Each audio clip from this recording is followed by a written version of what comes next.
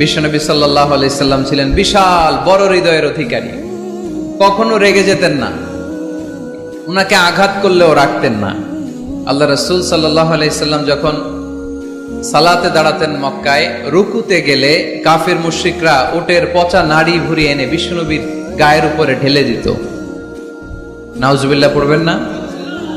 বিষ্ণু ইসলাম রাখতেন না, নিজের উপর অ্যাটাক হলে কখনো রাখতেন না, শুধু ইসলামের বিধান লঙ্ঘন হলে তিনি রেগে যেতেন। আল্লাহর আইনের ব্যাপারে কেউ কথা তুললে রেগে যেতেন, গায়ের উপর শারীরিক অত্যাচারে রাখতেন না। তায়েফের ময়দান তার প্রমাণ। দাওয়াত দিতে গেলেন, রক্তাক্ত হলেন। 3 জায়গায় বিশ্বনবীকে অ্যাটাক করে রক্তাক্ত করা হলো। এত সুন্দর দেহ, এত শুভ্র দেহ, এত সুন্দর স্কিনের মানুষ ছিলেন, এই মানুষটাকে পিটিয়ে পাথর মেরে রক্তাক্ত করা হয়েছে। তিনি রাগেন নাই, ক্ষমা করেছেন। কি করেছেন? ক্ষমা। একবার উটের উপরে বসা এক বেদুইন এসে বিশ্বনবীর চাদর ধরে টান দিলেন। চাদরটা ছিল বুরদুন নাজরানি, নাজরান এলাকা থেকে আনা। এই চাদরের কর্নারে খসখসে ডিজাইন করা ছিল। ওই বেদুইন এসে ইয়া মুহাম্মদ বলে টান দিয়েছে যখন চাদর, এই খসখসে অংশ ঘাড়ের মধ্যে লেগে বিশ্বনবীর ঘাড়ের চামড়া ছিঁড়ে গিয়েছে। বিশ্বনবী সাল্লাল্লাহু আলাইহি ওয়াসাল্লাম তাকে শুধু একটা মুচকি হাসি দিলেন। কি করলেন? আপনার ঘাড়ের এখানে চামড়া যদি কেউ ছিঁড়ে ফেলতো, আসছে ভিক্ষা চাইতে, আবার চামড়া ধরে টান দিয়ে আপনার ঘাড়ের চামড়া ছিঁড়ে ফেলছে, আপনি কি করতেন? একজনকে মাইরে শোয়াই ফেলাইতাম। তার মানে ঠিকই আমরা ওরে মারতাম। বিষ্ণু ইসলাম তাকালেন, তাকে একটা মুচকি হাসি দিলেন। জীবনের সব সমস্যার সমাধান নিহিত এই মুচকি হাসির ভেতরে।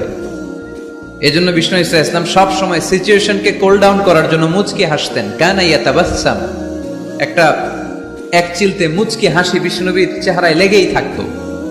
Your smile to your brother it's a charity, তাবাসসুমুকা ফি ওয়াজহি আখিকা সাদাকা। তুমি যখন তোমার ভাইয়ের চেহারার দিকে তাকিয়ে মুচকি হাসি মারো, এতেও আল্লাহ আমলনামায় সওয়াব দিয়ে দেয়। আমরা অনেকে মুচকি হাসতে চাই না। কবে যে সর্বশেষ হাসছিল ওইটাই খেয়াল নাই। এরকম ডাকাইতে আছে না নাই? হাসবেন, মুচকি হাসবেন, হাসতে পয়সা লাগে না। হাসতে পয়সা লাগে? তাহলে মুখটার এরকম বেজার করে রাখেন কেন? হাসেন একটু, হা হা হা করে না, মুচকি হাসবেন। বিশ্বনবী সাল্লাল্লাহু আলাইহি সাল্লাম মুচকি হাসতেন। তো এমন মানুষ ছিলেন, ওনাকে মারলে উনি কখনো রেগে যেতেন না, তবে ইসলামের বিধান লঙ্ঘন হলে রেগে যেতেন।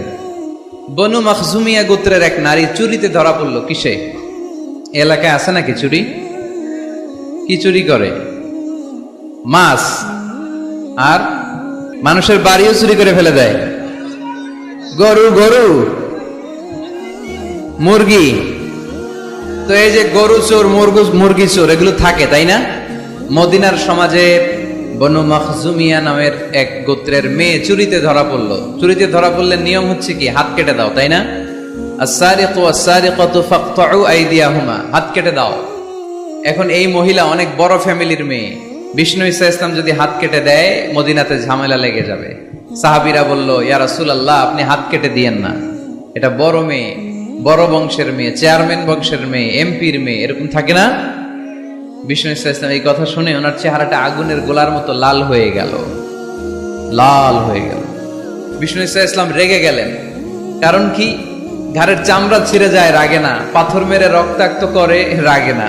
নামাজরত অবস্থায় ওটের নাড়ি ভুড়ি চাপায় যেই লোকটা, রাগে না। এই লোকটাকে যখন বলা হলো, ইয়া রাসূলুল্লাহ, আপনি হাত কেটে না দিয়ে মাফ করে দেন, রেগে যায়। কারণ এটা আল্লাহর আইন। চিল্লায় বলো ঠিক কিনা? আল্লাহর আইনে কোনো সুপারিশ চলে না। বিষ্ণু ইসলাম রেগে বললেন, লাউ আন্না ফাতিমাতা বিনতি মুহাম্মাদিন সারাকাত লাকাতা মুহাম্মাদুন ইয়াদাহা। তোমরা ওই বনু মখজুমিয়া গোত্রের মেয়ের জন্য সুপারিশ করো, এটা আল্লাহর আইন।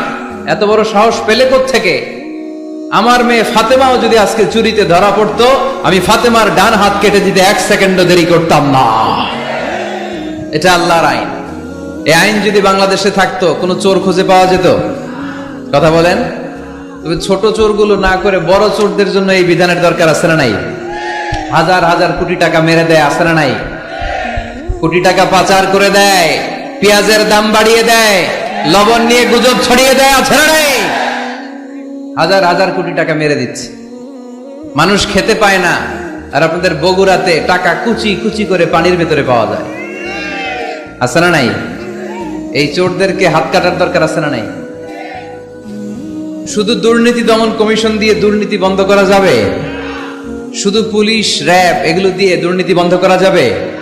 যেই বইটা থেকে আমাদেরকে প্রেসক্রিপশন নিতে হবে, বইটার নাম কি? আরো জোরে বলেন কি নাম? আমরা যেন বেশি বেশি কোরআন পড়ি, কোরআন মানি, কোরআন দিয়ে যেন জীবন গড়তে পারি। আল্লাহ তুমি তৌফিকে দাও। আরো জোরে পড়ি আমিন।